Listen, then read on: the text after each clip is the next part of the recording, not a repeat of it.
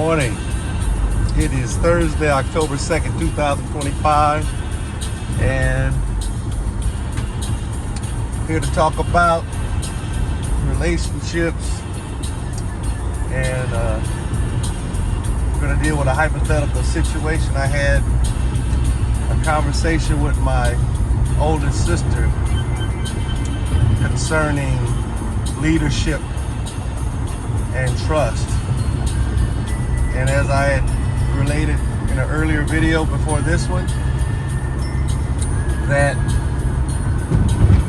leadership, you don't expect perfection, but you do expect trust, and you do expect outcomes that will be ultimately in the best interest of everyone involved, not just yourself, not just your ego, not just your pride.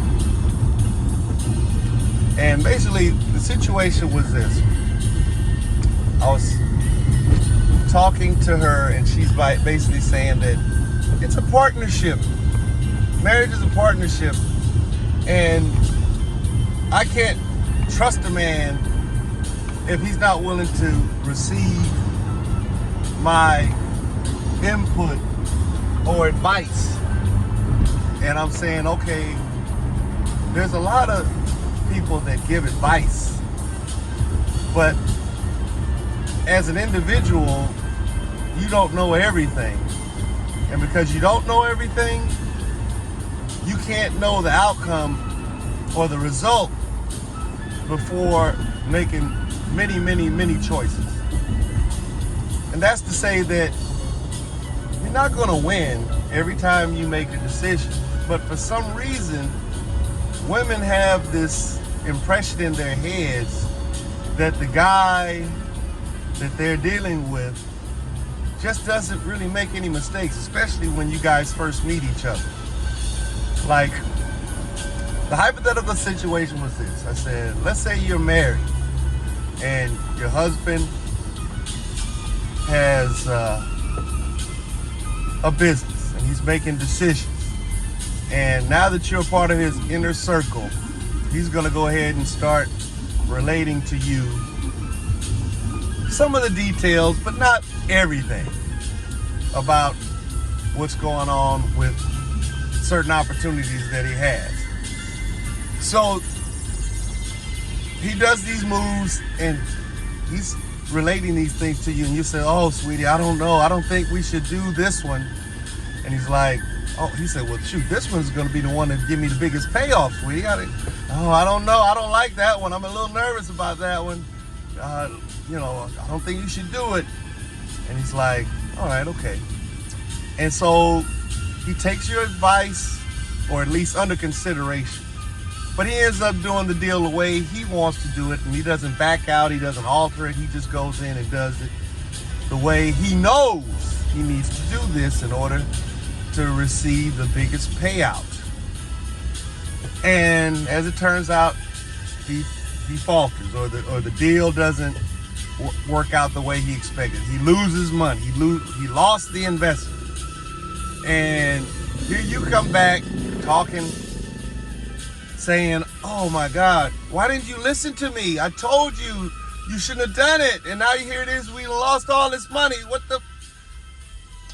And now he's like, okay, all right. Okay. I hear what you're saying, sweetheart, but it's a little more complicated than what you see on the surface, or what I explained to you, because, a lot of these deals that I do require a lot of research, a lot of thought, a lot of prayer, and a lot of risk. But the ones that have the greatest risk are the ones that also in turn have the greatest reward.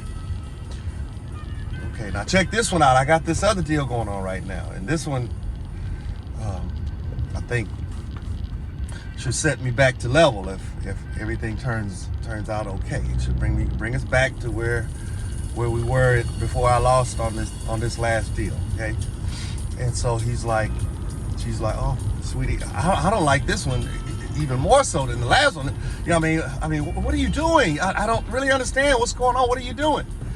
And long story short, the deal goes sour, and here it was. She's really getting a little irritated that this man that she so admired, he came into her life with a nice car. He looked handsome.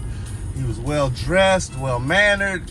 You guys had a good time going on dates, going on trips, and it was just wonderful. Nothing but good times and fun times, just wonderful. And you were so enamored by all of this that you decided to go ahead and marry this man. But now you're part of his inner circle, and now you're starting to see the nuts and bolts of the operation. And so he says, okay, I have some other opportunities. I tell you what, we're gonna go ahead, and I think you've got a pretty good glimpse, a good idea, because you really sound like you know what you're talking about, in as much as where you said, let's not do this, let's do that. Okay, we're gonna go with your idea. Now here it is, go with your idea, and you win the first time around. He's like, okay, all right, very good, very good. And he's telling you, before you take the next step, he says, okay, I got 3 more business deals going on, sweetie. I'm gonna explain it to you as best I can. And I'm not giving you any input in terms of what I think we should do. I'm gonna let you run the show. Because I'll tell you straight up right now, sweetie, if I do 10 deals a month, I'm so grateful that I can get 3 wins, 4 wins out of the 10. And I said, business is more like baseball than it is blackjack or any other risky venture that you do. In fact, I've been batting about 375 in terms of my success rate. That means pretty much on average, I'm hitting about 3 wins out of 10 attempts. So here we go. I'm gonna go ahead and let you kind of run the thing. Now, she doesn't know anything about the research. She don't know anything about the prayer. She don't know anything about how, even when she met him, he was batting 350. Like, that means 7 times he's losing, 3 times he's winning. But he's winning enough to where at the time that she meets this dude, he's got a lot of money, he's got a lot of time to spend with her, and he still has the time. It's just now she's a part of the inner circle. So now all of a sudden she's starting to do the deals, and she won twice, then she lost 8. Now we're getting ready to go, so that 8 out of 10. Now she's doing 1 out of 10. And she's getting frustrated. And at the same time that she's screwing up on all of these business deals, her husband's not chastising her, saying, why don't you listen to me? You need to do this, you need to do that. He's just letting her dig, hopefully, a grave that will put to rest her criticizing or commenting on his leadership. And then she realizes it's a lot tougher than she thought it was. Now, does she continue to run the show, or does she bail out? I guarantee you, most women would bail out. They're not going to start studying to do better. They're not going to start studying to do better. They're going to back out and basically say, this is a hot potato and I can't handle this. I'm going to leave this up to you.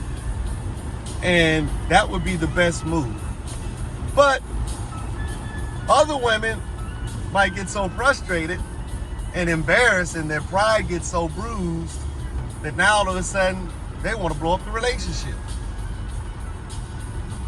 And I would just suggest to all women, because my sister basically just said that if he's screwing up and he doesn't want to listen to me, I'm leaving him alone.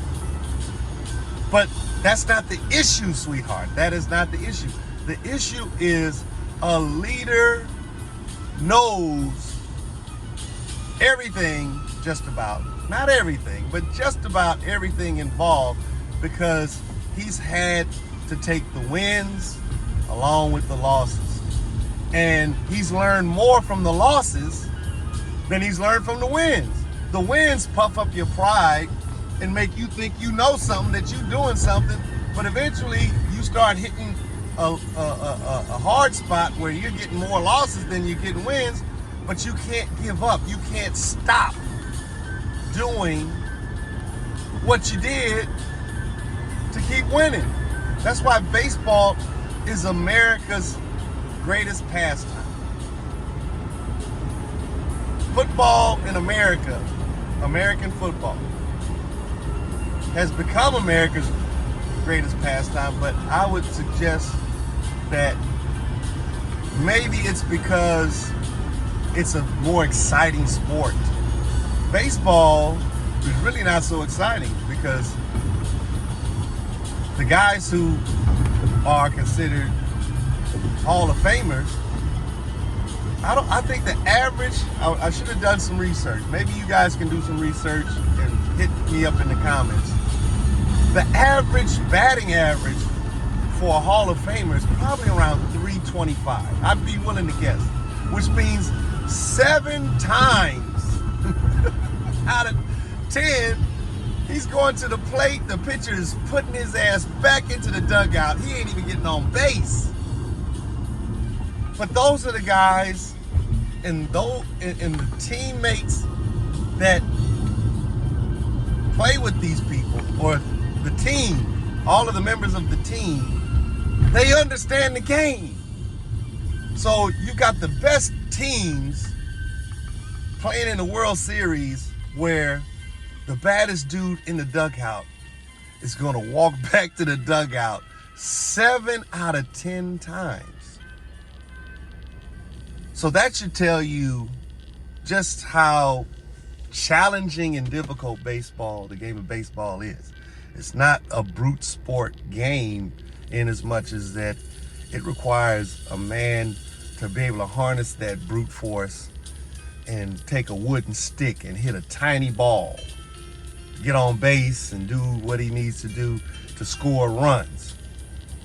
So my sister never understood and got understanding only past the point where she basically said that if the man don't want to listen to me concerning business deals, well, I'm really trying to tell him, don't do it, you know,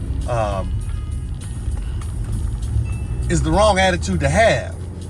It's more like you come into a situation where he's sharing with you a little bit of what he's got going on and what he had going on before he met you and what he's going to keep having going on while you guys are married. You need to just stay in the inner circle. If you want to give him some input and it turns out the input is something that doesn't change the direction of his decision, then you just have to understand that he's still thinking about you, but he's not just thinking about you and your ego of, you know, this one want me to take her advice, but she don't even know the half of what's going on. I just gave her a glimpse of what I'm dealing with, and now she's gonna try to tell me how to run the show. It was just like I had a girlfriend and she was a single mom. She was homeless when I met her, and ultimately we ended up starting to live together, and I'm giving her advice and telling her what to do. And I decide to partner up with a man that ultimately got me in a position where I'm making crazy money, and this guy who I'm talking about, he's got a house with an elevator, and he's telling me that he's in a real bad financial state, but he's gonna rebuild himself. And I'm like sitting there saying, I said, man, you got a house with an elevator and you're in a bad financial state? He says, yeah, man. I says, I got bills, 10 grand a month, and I'm starting to stumble. And I gotta figure some new things out, because I've had some major setbacks that I just can't overcome. I'm gonna have to create a whole new strategy, and I know how to make these things happen. And so he does his thing, and he invites me to come on board with him, and we partner up, and ultimately making 10, 15 grand a month a piece. But at the time, my girl, she's getting upset with me because I'm doing so much for free. Oh, I don't know, sweetie. I'm so nervous. I think he's using you and all of this. And it was just kind of funny, because she ended up going to school on my recommendation to try to become a nurse, because I think nursing school is one of the easiest careers to get into, starting from zero as an adult woman. It's kind of sad that many nurses have a reputation of being, very easy to get, especially a lot of these traveling nurses, But that's kind of another side issue. But she started going to school and everything, and then she had to do her internship, working at these clinics doing, her nursing internship. And I'm like, oh, sweetie, I don't know about all this. I mean, you're paying these people, they're having you sit in these classes, they're not giving you no money, and now they're sending you off to treat and take care of patients for free. This is some bullshit, sweetie. I think I gave you the wrong advice. And she started laughing. And I said, why are you laughing? She says, I'm starting to see and understand a lot of the things that you told me to give me real understanding. I see that, just like you partnering up with this guy, that you guys both were going into business, but you were going to school because the guy straight told you in advance, I'm gonna make this money. I'm gonna do what I gotta do. And I like you because you have a lot of talent. I mean, you have knowledge and skill in electrical systems and electrical work. You have talent, knowledge, and skills in HVAC. You have talent, knowledge, and skill in plumbing. And you're a general contractor, so you know a variety of other things, like you know a lot about framing, you know a lot about reading blueprints, you know a lot about a lot of different things. So we need to partner up, man, because, with all of what you know how to do and what I know how to do, we can create a business where we're going to make some money. And I was like, you know what, man? If anybody else had said this to me, I would just tell them no, because it's so easy to get exploited. And the thing was, I had endured almost maybe a decade of having problems with my license as a contractor, having helped a lot of people that came with me with a whole bunch of conversations. But this man lives in a house with an elevator, 3-level house with an elevator, and he's telling me he's struggling. 10 grand a month, he's struggling, but he's got it to where he can struggle. He's not broke, and he's not coming at me like a straight come up, like, I'm gonna take advantage of you and blah, blah, blah, blah, blah, blah. He's basically showing me on paper in advance of us doing anything, just how this thing's gonna go. And we signed a written agreement starting up how we gonna make this thing happen. And making this thing happen wasn't something that he and I just could do on our own. We ended up having to partner up with another guy in order to make this trinity of adventure complete. And when we first got started, man, it was not pretty. It was not pretty, folks, I'm telling you. But we understood that going in. Why did we understand it going in? Because we've been through the stress of starting a business. It took me about maybe 3 years before I actually started turning a profit when I got into construction. But I was still making enough money to where I could keep my family afloat, where my wife didn't have to work. My wife never had to work, even when we went through some of the most adverse conditions. When I got kicked out of medical school, I was in PA school for almost a year, and I ended up washing out of the program. But immediately after washing out of the program, I started doing handiwork. And it was amazing how fast I started making money without a license, but I had knowledge and skill. But it was the knowledge and skill, and then ultimately people referred me out. You know, man, this guy came and repiped my house, and he did it for way less than what everybody else was charging. And, you know, I had pulled the permits, and, you know, he came in and he says, hey, if we don't pass inspection, you don't pay.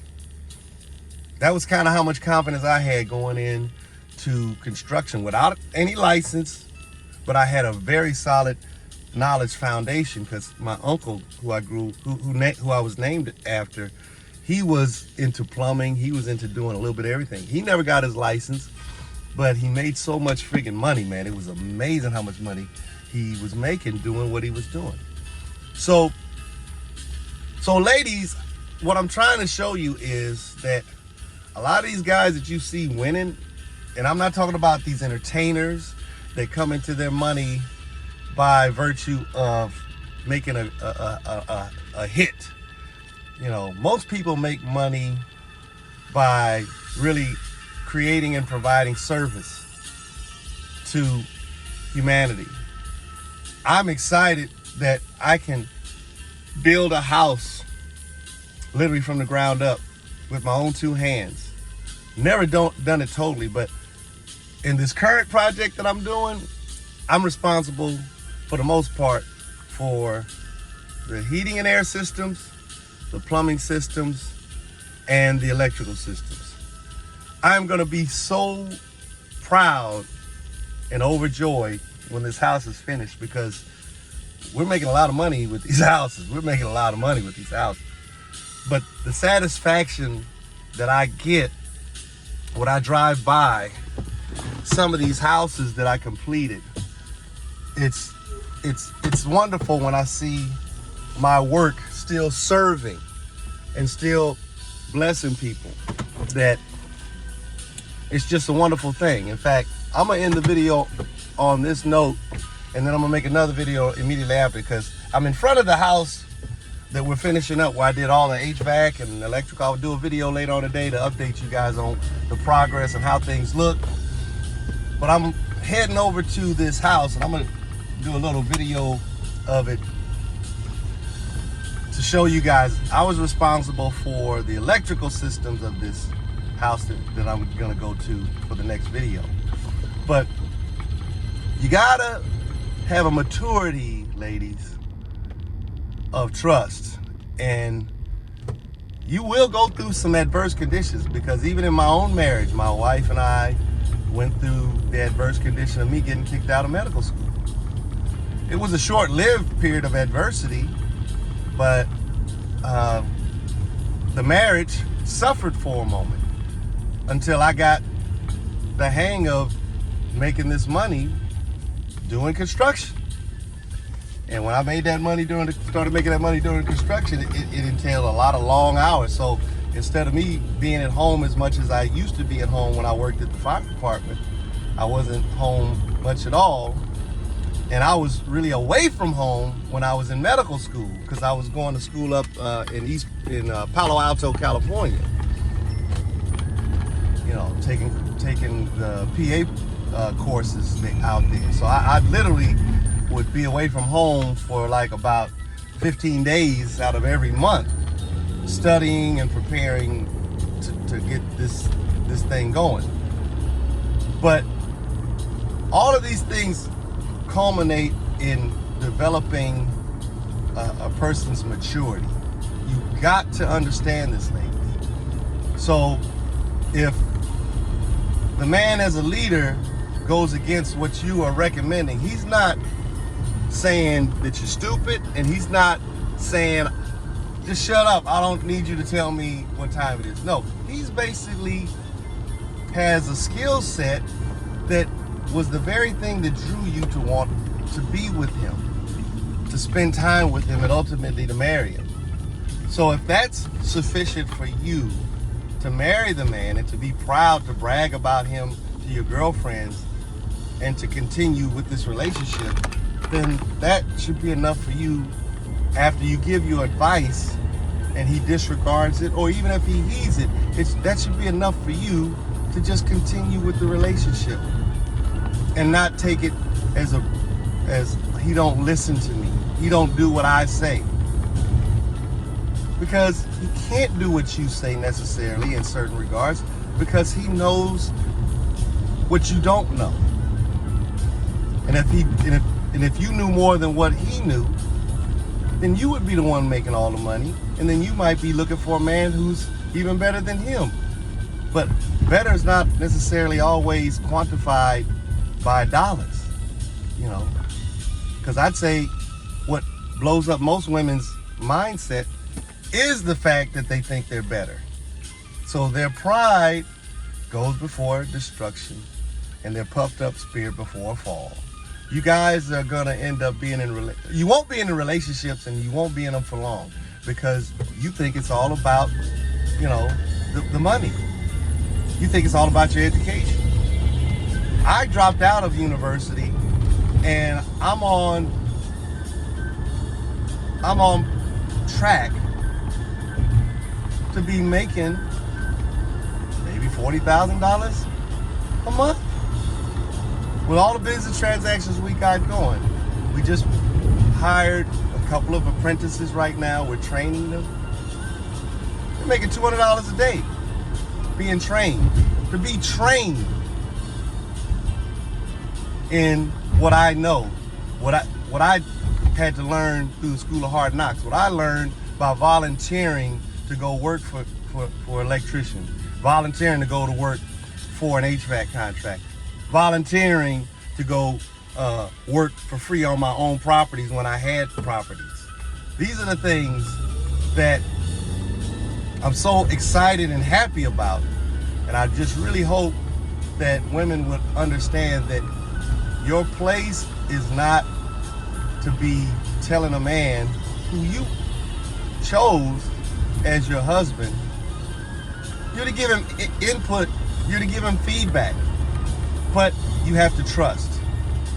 And isn't it kind of striking that even in the Christian tradition, God, he never promised you a perfect life. He said that I will be with you always if you follow me. And so following him, he's basically telling you trouble's gonna come.